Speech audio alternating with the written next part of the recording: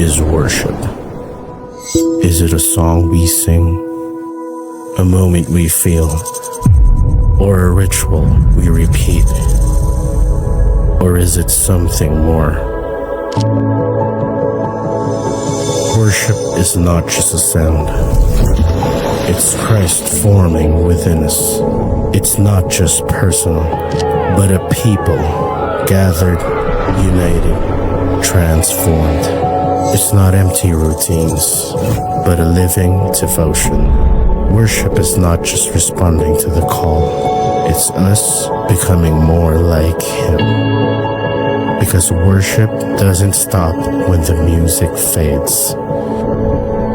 It shapes how we live, how we love, how we witness. When we gather, we don't just shape worship. Worship shapes us.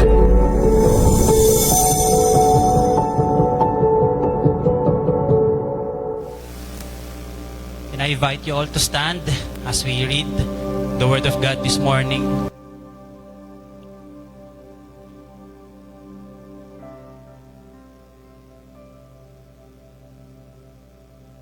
Acts 4, verse 23. When they were released, they went to their friends and reported what the chief priest and the elders had said to them. And when they heard it, they lifted their voices together to God and said, Sovereign Lord, who made the heaven and the earth and the sea and everything in them, who through the mouth of our father David, your servant, said by the Holy Spirit, why did the Gentiles rage and the peoples plot in vain? The kings of the earth set themselves, and the rulers were gathered together against the Lord and against His anointed. For truly in this city there were gathered together against your holy servant Jesus, whom you anointed, both Herod and Pontius Pilate, along with the Gentiles and the peoples of Israel, to do whatever your hand and your plan had predestined to take place. Verse 29. And now, Lord, look upon their threats, and grant to your servants to continue to speak your word with all boldness, while you stretch out your hand to heal, and signs and wonders are performed through the name of your holy servant Jesus. Verse 31. And when they had prayed, the place in which they were gathered together was shaken, and they were all filled with the Holy Spirit and continued to speak the word of God with boldness. This is the word of God. Lord, maraming salamat, Panginoon, sa umagang ito. Lord, I pray that you teach us this morning, God. Reveal yourself to us, Lord, through prayers, Lord. In Jesus' name, amen and amen. Good morning, church! Pwede pang batiin naman natin ang bawat isa ng magandang umaga. At syempre, batiin mo din yung katabi mo ng masaya ako dahil nandito ka ngayon. Ayan. Masaya po ba tayo dahil nakita mo ulit yung katabi mo na yan? Ayan. Okay. I hope we are all happy this morning. And we are in the last series of our series when we gathered. Patuloy po natin pinag-usapan for the past 4 weeks is our worship liturgy. Tama po ba? Not letter F or letter H, but liturgy. Liturgy, these are the things that we do repeatedly when we gather every Sunday. Okay? Yun po yung ibig sabihin nito. Sacred and gathering, sending, songs, sermon, sacrament of communion. Last week, yun po yung ginawa natin. And then ngayon po ay supplication. And the goal is for us to learn and appreciate the importance of corporate worship that shapes us through pattern and repeated practices. And that's liturgy. We don't gather to perform, we gather to be shaped by God's presence and become more like Christ. And that's our goal. And this is a reminder for us that hindi po tayo lagi pumupunta lang sa church para paulit-ulit lang na gawin yung mga bagay na to. Di ba, Lord, nagawa ko na yung duty ko. Pag Sunday, gigising ako maaga, pupunta ako sa church. Lord, nakapagsimba na ako, nakapag-worship na ako, nakapag-pray na ako, nagawa ko na itong lahat. We don't gather to perform para lang masabi, Lord, ginawa ko na ito lahat. And then baka naman, yung prayer ko. Di ba? Baka naman, yung request ko. Lord, I do these things. Lahat, di ba? Kahit hindi Sunday. Tuesday nga, dito rin ako eh. Kahit hindi naman kailangan. Wednesday, Thursday. And I hope we reminded,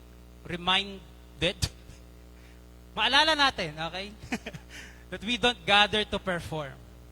But we do these things, liturgy for us, to be shaped by God's presence and become more like Christ. Amen? I hope that's clear. Okay? Dahil masyadong matagal na pag binalikan ulit atong series na to dahil end na to. Okay? And I hope we understand that. And this morning, we will talk about supplication. Okay? Familiar po ba yung word? Supplication? First time na narinig or narinig na? Yes, iba-iba pong sagot. Okay, narinig ko po yung mga utak nyo. Yes, no, yes, maybe. Okay. But supplication is the act of humbly or earnestly asking for something through prayer to a higher power or someone in a position or authority. Okay? It is the part of the worship service where people bring their prayers, familiar, okay, and concerns directly to the Lord. Concerns, okay? And prayers. Hindi po ito yung prayer na paulit-ulit. Okay? Alam niyo po yan, paulit-ulit na prayer? Okay? Hindi niyo po alam. Okay. 'Di ba? Yung kapag may gusto kang mangyari, o may hinihiling ka kay God, 'di ba? Tapos re-resetahan ka ng ganitong prayer. O ito, basahin mo to 15. 'Di ba? O ito, 12 ganito. 'Di ba? Gagawin mong orasyon. Tapos, meron din kang mga prayer na sabi doon, directly to the Lord. Ang prayer po natin ay direct kay God. Hindi kay Mary, hindi kay Joseph, hindi sa mga saints, or kung sinong kakilala mo na, mataas yung authority. But our supplication, our prayer, this is a request, okay, sa atin po, na hindi pa ulit-ulit, kundi ano talaga yung laman ng puso mo, and you bring that concern directly to the Lord. And kanina po, we do solitude, right? And that's your personal supplication to God. Okay? So that is your private prayer where you bring your request to God. Okay? Private prayer, that's personal supplication. Ganon din, di ba? Pag nagde-devotion tayo, meron tayong supplication, personal supplication kay God. And second one is the corporate supplication. Okay? So, inano ko lang po yung dalawang klase ng supplication. Corporate supplication, this is when believers come together and agree in prayer over common request. Saan naman to? Okay, corporate prayers. Kanina, umaga, we do prayer morning. Pinag-pray po natin ang bawat isa. Pinag-pray natin tong church sa mga pupunta. And dapat corporate prayer. We're agreeing one another sa mga prayers. Okay? Prayer meetings. Prayer worships. Ano pa? Prayer and fasting. Relate? Yung iba hindi, ano? And I hope, I encourage you na umattend po, okay? Pagdating sa mga prayer events natin. Alright? Para for us din na ma-experience what is yung sinasabi ko. Okay? So prayer gatherings. And that is supplication. We bring our request to God directly. Personal man yan or corporate, the thing is we bring our concerns directly together, okay, to God. Now, speaking of concerns, my question this morning for all of us is, when was the last time, okay, you genuinely poured out your heart to God in prayer instead of trying to fix everything on your own? Kailan po yung huli? Because real talk, di ba? Real talk po, ano? Ang sarap mag-isolate. Tama po ba? O ako lang. Sabi na, para sa akin lang to, Lord eh. Tama ba? Pag may mga problema tayo sa buhay, ayoko dyan. Di ba? Victory group. Bro, saan ka na? Bro, victory group naman tayo. Hindi ako okay. May mga ganun po ba? Experience? Ang sarap mag-isolate. We fix our own problems than go directly to God. Tama po? Sino dito? Di ba pag may problema ka, di ba, nagboborake ka. Yan, di ba? Meron po ba dito? Di ba kapag, di ba, stress yata ako ngayon makapag-book nga. Di ba? Di ba? Pag marami kang problema, kapag ayaw mo muna sa mundo, ayaw mo sa gapan, di ba? Makapag-borake nga. 1 month? 1 month, no? Di na bumalik. Or sino dito meron kang, kapag yung go-to place mo kapag may problema ka is namumundok. May namumundok po ba dito? Mga ganon, soul searching. Di ba? Pero sa Japan, yeah, let's go! Di ba? Ang social kasi ng soul ko, Coach Hill eh. Di ba? Ang arte nito, kailangan ibang bansa. May mga ganon po ba? Di ba? I don't know kung paano yung go-to places natin kapag may mga problema tayo. May iba sa atin, di makarelate, no? Hindi mo makapag-Boracay or makipagbansa. O, ito na lang. Yes, go-to place ko talaga to eh. Alam mo yan, pag may, Lord, kailangan ko ng yum burger. Di ba? Di ba? Pero sa Japan, sa Japan yan, sa Japan. Diyan lang yan. Okay. We have this kind of go-to places. Okay? Kapag may mga problema tayo. When life gets hard, some of us run to people, di ba? Run to entertainment, some run to isolation, di ba? Di mo na talaga nakakita. But Scripture, yung binasa po natin kanina, invites us to have a different first response. Okay? Not just a different place, but a different person. And that's Jesus. Instead of running away from our burdens, we are called to run together in supplication. And I hope we understand that. Okay? Kung hindi ka man, alam mo yun, hindi ko, kasi trip talaga yan, mga prayer meetings. And I hope, okay, this verse encourage you kung ano ba talaga yung meaning kapag nagsama-sama tayong manalangin. And that's what the early church did. They practiced this kind of united prayer. And after facing opposition, yung characters po natin sa Bible, that is Peter and John, okay, after that, they go to the believers gathered together and prayed with one voice. Verse 23, when they were released, they went to their friends and reported what the chief priest and the elders had said to them. Friends, sino ba mga friends kaya to, no? Lot ba to? Alam niyo po ba yun? Lot and friends. Sino mga kaibigan kaya ito? Okay, different translations, NLT, return to the other believers. Okay, NIV, back to their own people. So, ibig sabihin, in short, this is not just ordinary friends, but they are the believers, the church. Hindi ito yung mga kaibigan po natin sa mundo. Di ba, minsan pag may problema, di ba, bro, sis, may problema ako. Sige, punta na, pag-usapan natin yan. Bote, di ba ba? But dito, sinabi dito, they are just not ordinary friends. Ito po yung tinatawag nating community. Return to other believers back to their own people. There are your friends in Christ. Meron po ba tayong ganon? Lakas dun, no? And I hope lahat po tayo meron ito. Okay? And sabi dito, as soon they were released, they go to their friends. Anong ginawa nila? Nagchismisan ba sila? Hindi. Ang sabi doon, what the chief priests and the elders had said to them, dahil meron pong nagkaroon ng discussion pagdating sa kay Peter and John and the Jewish councils. Okay? So, kwento ko lang po ng mabilis. Si Peter kasi, saka si John. Okay? So, we're talking about Acts. Kung alam naman natin that this is a feeling of the Holy Spirit. So, grabe lang yung boldness ng mga disciples ni Jesus. And then, nakakita sila ng lumpo. Okay?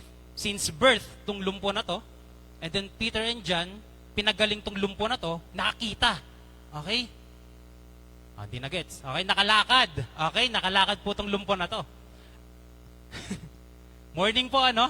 Good morning, everyone. So, binubuhay ko lang po kayo. Okay? And then, nakita to ng Jewish council, and then pinatawag si Peter and John. Inaresto nila. And then, nagkaroon ngayon ng usapan. Sabi ng Jewish council, by what power or name did you do this? Kasi si Peter and John, mga mangingisda po ito. Uneducated man, And then, nakita nila, nagpagaling ng lumpo. And sabi ni Peter, filled with the Holy Spirit, Peter boldly declared that the man was healed in the name of Jesus. That you crucified and that salvation is found in Him alone. Pinagaling yan ni Jesucristo na ipinako niyo sa krus at sa Kanya lang matatagpuan ang totoong kaligtasan. Imagine that kind of boldness. Okay? And then the religious leaders, they were amazed. Okay? Basahin niyo po yun sa Acts 4. They were amazed, but also they are threatened. Okay? And then ordered them to stop preaching about Jesus. Why? Because the gospel of Jesus challenged their authority, exposed their unbelief. Okay, yun po yung mga pwedeng mangyari sa kanila and was leading many people to follow Christ. Okay? But Peter and John responded, sabi nila doon, whether it is right in the sight of God to listen to you rather than to God, you must judge. For we cannot but speak of what we have seen and heard. What is your response when the world tells you to stop sharing the Word of God? What is your response? Sa school, pag binabawal ka o pinagtatawanan ka ng mga classmates mo, sino ba yung Jesus na yan? Huwag mo nang i-share yan. Dinidiscourage ka. What is your response? Sa office mo, diba? Jesus ka ng Jesus. Nagkukumpulan na dyan. Gawin niyo po yun during lunch break lang. Huwag naman office hours, no? When you share the gospel, okay? But what is your response when the world tells you to stop sharing the Word of God? Do you respond in fear? Or do you respond in faith? How do you respond when you heard the news? No, diba? Lately po, ang dami nating nababalitaan na. Campus, governments, lahat na, nations. What is your first response? Do you respond in fear or do you respond in faith? Peter and John, instead of giving into fear, they chose to obey God rather than people. Yun po yung unang response ni Peter and John. Na kaysa matakot sila, the response in faith. The response shows that when following Christ brings opposition, our first response should not be fear, but faithful obedience and prayer. And I hope as a follower of Christ, this is our first response sa lahat ng mga news na nababalitaan natin. Sa labas man yan o kahit sa loob ng pamilya. Our first response is faith. And they go to the people, their people, and when they heard it, they lifted their voices together to God and said, Sovereign Lord, who made the heaven and the earth and the sea and everything in them, who through the mouth of our father David, your servant, said by the Holy Spirit. First response ni John and Peter, faith. Anong response ng church? Prayer. Hindi po nag-aklas ang church. Di ba? Hindi nagpunta doon sila Peter and John, tapos nang sinabi kung ano yung opposition na meron sila. Kasi ang pwede mangyari pag ganon, di ba, nag-aklas yung church, sige, balikan natin itong mga to. Bakit tayo pinapahinto? But the church respond into prayer. Okay? Question. Isa ka din ba sa minsang hindi alam kung ano ang ipapanalangin?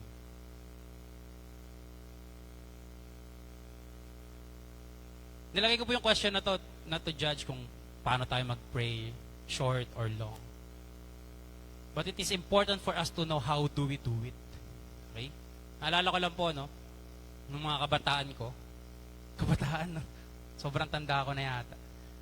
May mga kaibigan po ako, so mga bago-bago pa lang kaming nasa church. Pagdating sa prayer, di ba meron sa mga magkakaibigan, pag-pray mo na yung food. Nakaka-relate po ba? May mga ganon? Pag-pray mo na yung food, ikaw na. Hindi, ako na. Sige, ikaw na. Yung ganyan. So nag-pray. Sige, mag-pray na ng food. So ano na-expect mo pag pray ng food? Pag-pray yung food.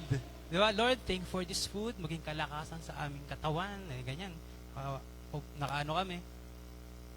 And then suddenly, Lord, I pray for the nations. Gulat ako. Tapos alam nyo yun sa mga magkakaibigan pa, yung kapag nagkatingin ng pangganat habang nagpe-pray, tapos bungis-ngisan. Pinag-pray niya yung nations. Okay? Nations. Nations? No? No, I'm just saying this para hindi pagtawanan, okay? Nakaka-relate mo ba iba? O ako lang, o kami lang, okay? I'm not just saying this, okay, para pagtawanan yung prayer. But again, this is so important for us to know how do we do it. Okay naman, di ba? Okay naman, pray for the nations, kahit mag-pray from food, isama mo lahat pagdating sa food. It's okay. Okay? Walang problema doon. Okay? Walang problema doon. But in Scripture, yung pinag-uusapan po natin, how they did this. How did the believers pray? That's my point. Okay? Pwede naman natin ipag-pray lahat. Pero this specific opposition, okay, how they do it. Okay, so how did the believers pray? First is they prayed together in unity. Okay? That's why sobrang importante po ng prayer gatherings natin. Okay, hindi lang tayo nagchichismisan pagdating doon para ipag-pray isang bagay. Okay, but we prayed about our concerns. Kaya may mga prayer points. Okay, nations, campus, church, families, salvations. Gets niyo po? Okay? Are we good? So, they prayed together in unity. They raised their voices together to God instead of panicking or complaining, di ba? Instead of that, they prayed in unity. Okay? Second is they acknowledge God's sovereignty. Sabi dito, Sovereign Lord, who made the heaven and the earth and the sea and everything in them. They began by recognizing that God is the creator and ruler of over all things before presenting their request. They focus on who God is, the God that is in control of everything. Sovereign Lord. Kaya inumpisa natin yung prayer natin ng Lord, Heavenly Father, Sovereign God. And ganoon din yung sinabi ni Jesus sa Matthew 6:9. Okay? The pattern of prayer, not the repetition of prayer. This is a pattern. Okay? Our Father in heaven, hallowed be your name, your kingdom come, your will be done on earth as it is in heaven. Ano yung request nila? Give us daily bread, our daily bread, and forgive us our debts as we also have forgiven our debtors, and lead us not into temptation but deliver us from evil. It is so important that we recognize kung kanino tayo nananampalataya at kanino tayo nananalangin. Okay? Sovereign Lord, our Father in heaven. Before we ask yung request natin, andun muna yung posture ng heart natin na, Lord, that you are in control of everything. You are sovereign. Before we present our request to God, we must acknowledge who God is in our life. Not to other people, okay, but to direct to God alone. Okay? And after that, they prayed according to Scripture. Right? They quoted Psalm 2, where David spoke about nations and rulers opposing God's anointed one, that's Jesus.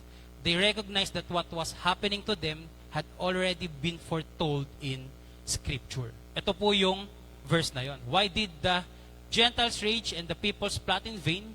The kings of the earth set themselves and the rulers were gathered together against the Lord and against His anointed. This is Psalm 2. And ngayon, ito yung nararamdaman nila. And they quoted yung Psalm 2 sa prayer nila. Instead of saying, God, why is this happening to us? They remembered, God, you already told us this would happen. And minsan ganun po tayo. O ako lang ulit. Okay.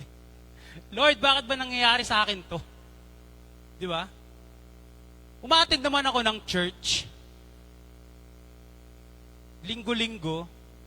Minsan may mga events. Pero again, ganito pa rin yung buhay ko.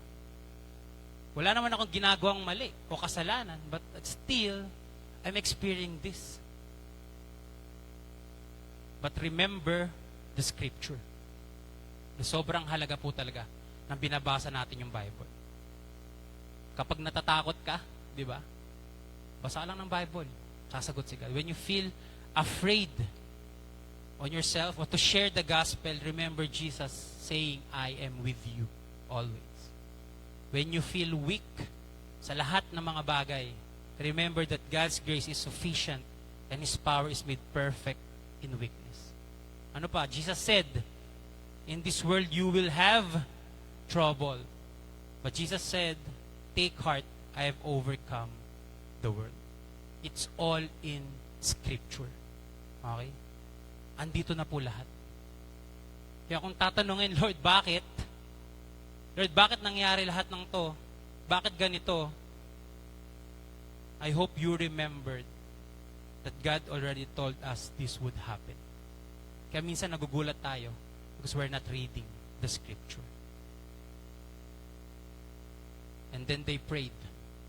Okay? After they gathered together, acknowledged God, and then prayed about Scripture, and then they present their request. For truly in this city they were gathered together against your holy servant Jesus, whom you anointed, both Herod and Pontius Pilate, along with the Gentiles and the peoples of Israel, to do whatever your hand and your plan had predestined to take place. And now, Lord, look upon their threats and grant to your servants to continue to speak your word with all boldness. While you stretch out your hand to heal, and signs and wonders are performed through the name of your holy servant, Jesus. Notice their request. Hindi nila hindi sila nag-pray na, Lord, remove this persecution. Lord, protect us from suffering. Lord, make our lives easier. Instead, they prayed, give us boldness. They prayed, Lord, stretch out your hand to heal. Continue to perform signs and wonders through Jesus. Ganun po yung panalangin nila dito. Their greatest concern wasn't their comfort. It was that the gospel would continue to spread. The believers didn't pray based on what they felt. They prayed based on what God had already said. And we are called to do the same. We are called to be faithful. Alright? We need to be faithful because it is already done. Hinahakbangan na lang po natin. And hindi ko in-invalidate pagdating sa prayer kung paano ka mag-pray. Okay? Kung what kind of communication yung binibigay mo kay God. Minsan wala ka nang masabi. Tama po ba? Iiyak mo lang. Iluhod mo lang. Lumapit ka lang sa Kanya. And that's okay. God hears our prayers bago mo pa yan sabihin. Tama mo ba? But I hope in this world, lalo na as a follower of Christ, bago natin ipag-pray yung mga comfort lang sa atin. Lord, ano ba nangyari sa gobyerno? Lord, palitan mo na to. Lord, kunin mo na kaya sila, di ba? Parang mga ganong klaseng prayer no? Yung comfort ka lang kung anong gusto mong sabihin. But I hope this time, maiba lang yung perspective natin pagdating sa prayer. Lord, give me wisdom. Give me boldness. Lord, give me strength. Lord, napapagod na ako sa anak ko. Diba? Lord, give me patience. Lord, hindi ko na alam yung nangyayari. Lord, give me wisdom. Lord, natatakot ako. Lord, give me faith. Ganong klaseng prayer or request pagdating kay God. Hindi lang yung Lord, gusto ko itong mangyari. Yes, hindi KG si God. Gusto niya yan. But again, I hope that our prayer aligns to His will and not our wants. Alright? So how did the believers pray? Pang-apat, they understood their situation through God's perspective. Instead of seeing the threat as proof that God has abandoned them, pwede kasi nilang tignan na, Lord, pinabayaan mo kami. But they understood that opposition was part of God's redemptive plan. Okay? They are not asking God remove our problems. They started declaring who God is in their life, what God has said in His Word, and trusting that God is in control even in the middle of persecution. Ganong klaseng prayer yung ginawa ng early church. And lastly, as I end, what is the result of their prayer? First, nakita natin their response individually. The faith, the response of church, okay, to pray, and they're presenting their request to God by acknowledging who God is, by quoting scripture and trusting God alone. And now the result of their prayer is when they had prayed, the place in which they were gathered together, what was shaken. And they were all filled with the Holy Spirit and continued to speak the word of God with boldness. The early church experienced first the power of God in their life. And I hope it is encourage us. Hindi tayo matakot pagdating dito. I don't know what your schedules is, but I encourage you, we encourage you as a church, na iba po kapag nananalangin tayo ng sama-sama. Sabi dito, they were gathered together. Their place was shaken. Doon, hindi to literal lumindol or what. O kapag nagpe-pray po ba tayo, lumilindol, di ba? Kaya ba natin yun? Yes. Hindi literal na lindol. But to shake the hearts. Kung ano yung mga pinagpe-pray natin. We're praying for the campus, for protections, for our leaders to change their hearts. As we pray together, there's something powerful na nangyayari na hindi natin nakikita. And God sees our hearts as we pray. Lahat pa man po tayo nananalangin, tama po ba? Kahit ano pa yan. Kahit saang prayer pa yan. Lahat tayo alam kung paano magdasal. Pero if you ever try to pray as one church, together, you agreeing for the person beside you sa pagpe-pray niya, it is a different kind of experience. Na parang makikita natin, walang nangyayari.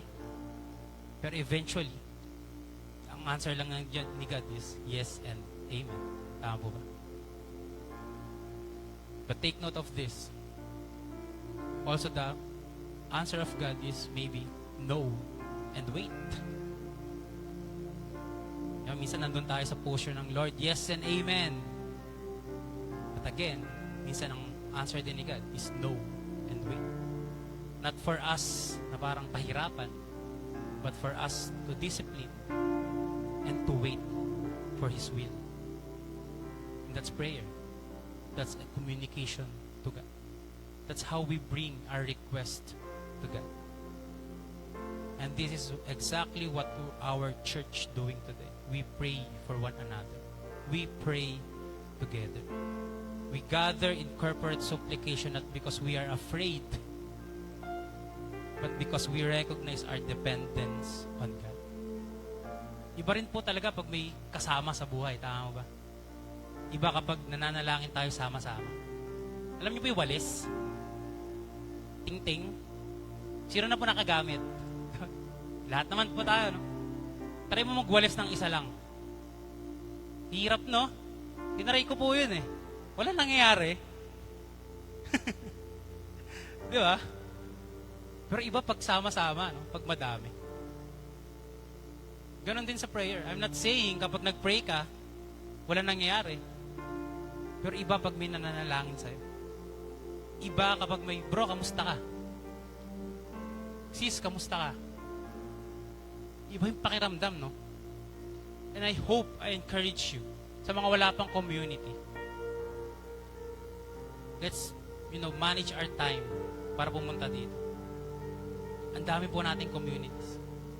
And we're encouraging you to be part of this. Prayer pa lang, iba na experience. Paano pa kaya pag nag-aral na kayo ng salita ng Diyos? Pag nag-fellowship pa kayo? Pag nag-open pa kayo ng buhay sa isa't isa? And the church, they were shaken. And ano yung binigay ni God sa kanila? They were all filled with the Holy Spirit. Ano nangyari? Continued to speak the word of God with boldness. This is the kind of community na encourage ka. Not to let you down, but to encourage you to to take a step na, bro, kaya mo yan. They were all filled with the Holy Spirit. And this is our prayer this morning, that Lord, fill us with your Spirit and give us boldness to speak your word. Not just to, share the gospel. Yes, we're sharing, discipling, but also fill us, Lord, with the Holy Spirit to say to my life kung paano ko rin gagawin itong mga bagay na to. And may that be our prayer as well. May we never be a church that is silenced by fear, but a church that is strengthened through prayer and sent out with boldness to make Christ known. And as a community, remember that when we pray together, we trust in the power of God. And I hope as a church, iisa po tayo dito. We trust in the power of God. God is powerful, sovereign, and able to do what we cannot do. Amen? When we pray together, we align our hearts and our will with God. Not our will and wants, but the will of God. God allowing us to shape our desires, attitudes, and decisions according to His purposes. And when we pray together, we are empowered by the Holy Spirit to preach the gospel. Alright? Excited na po ba tayo manalangin? And I hope it gives us different perspective when we pray. As you pray and when we pray together. And yun po yung ginagawa natin. We pray for our campuses. We pray for our nations. We pray for our families, for our salvations. We pray for one another. Ay kanina, tinatanong ko ano yung mga go-to places mo. And dito sa church, you have a community to go to. Online man yan, sa bahay, sa coffee shops. You have a community to go to. And hear this. God's saying to you right now, don't isolate yourself. Be part of our community. Not just saying, part ako ng victory, diba? Magagaling mo naman dyan, di ba? Papatawa, tas iiyak. Ano yun? Mga leaders dyan. No. We are a family. And Jesus, God, is our Father. We are brothers and sisters here. We have a community. You have a community to go to. So, ano yung naghihindran sa'yo? Alright? Because it's you have a community to go to. So, I hope don't isolate yourself. Alright? Kilala niyo po ba yung mga yan? Puntahan niyo sila mamaya. Nandiyan lang po sila sa gilid-gilid. And it says in His Word, Matthew 18:20, for where 2 or 3 gather in my name, there am I with them. I invite you all to stand. And we will respond in faith today, asking for the Holy Spirit to fill us and give us boldness in proclaiming the gospel, and also give us different perspective pagdating dito. And as we close this series, our prayer is that it has been more than study. Ano yung mga bagay na pinag-aaralan natin. But when we gather on Sundays, I pray that it has shaped our hearts and drawn us closer to becoming more like Jesus. This is not just a repetition ng mga bagay na ginagawa natin, but it shaped us to be more like Christ. And as like Christ, Jesus prayed. Tama po ba? Sa lahat ng decision niya din na gagawin. Even dun sa huli, na ipapako na siya sa krus. Nanalangin si Jesus Christ. Lord, pwede ba alisin mo na to? Take this cup away from me. But at the end, sabi ni Jesus, but not my will, but your will be done. And that's our prayer. May we be a church that stands in truth, praying for one another, aligned in Scripture, and serve the Lord. Lord, maraming salamat, Panginoon. And Lord, as we bring our request to you, this is our supplication, God. Let us be the church that pray for one another and also praying for other people. Hindi kami maging makasarili, Panginoon, sa pagdadasal, Lord. But our prayer, Lord, is for us not to be in fear, but to be in faith, Lord. Thank you, God. In Jesus' name. Amen. Let's worship God. Holy Spirit, you are welcome. Come and move upon this place. We desire an encounter once again. Send your fire. Send your fire, release your power, so we'll never be the same. We desire an encounter once again. Yes, Lord, Holy Spirit. Holy Spirit,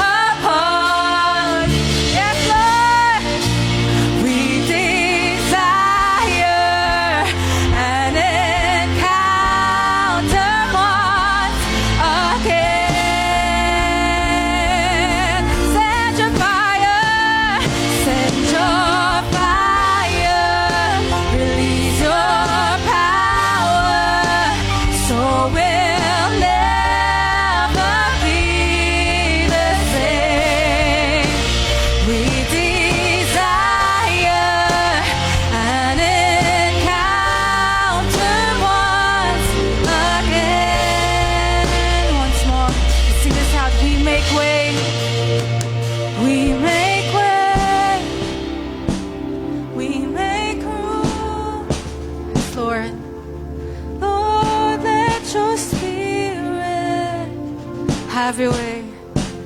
Have your way in this place. And Lord, we have come for you. We make way. We make way. We make room. And Lord, let your spirit move.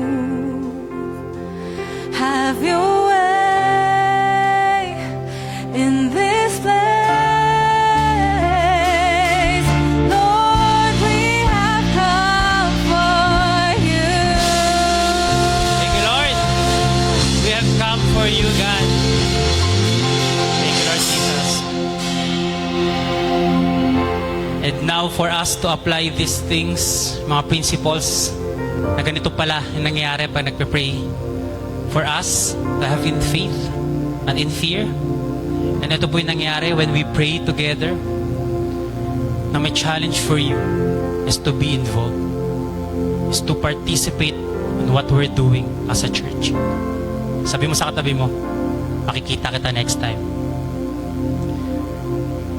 Ipagpe-pray mo din ako, sabi mo.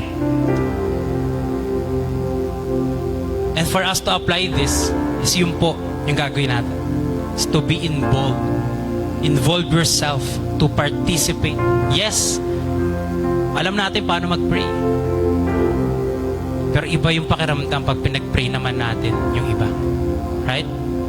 And that's our prayer for this morning. The Lord give us the confidence and boldness. Not just to pray for ourselves, but to pray for other people. And even, Lord, this city of Gapan. Nakikita niyo po, parang ang dami na natin. But God is not done yet. We're believing and praying for different locations. Amen? Mas malaki, mas strategic, mas maraming estudyante ang makakarinig, mas maraming tao yung maaabot. And we're not stopping. We're just praying and believing. And I challenge you to be involved and to be part of what we're doing. Alright? Can we all taas po natin ating mga kamay and receive this blessing of God? We thank you sa mga bagay, Panginoon, na naintindihan namin ngayon. And Lord, I pray na hindi dito matapos to. And Lord, I pray for my family also to grasp this vision, God. And Lord, I pray that you bless them and keep them, Lord God. Lord, make His face to shine upon you and be gracious to you. And the Lord lift up His countenance upon you and give you peace. In Jesus' name, amen and amen. My church, God bless everyone. See you po next Sunday. You are now sent. Go and make disciples.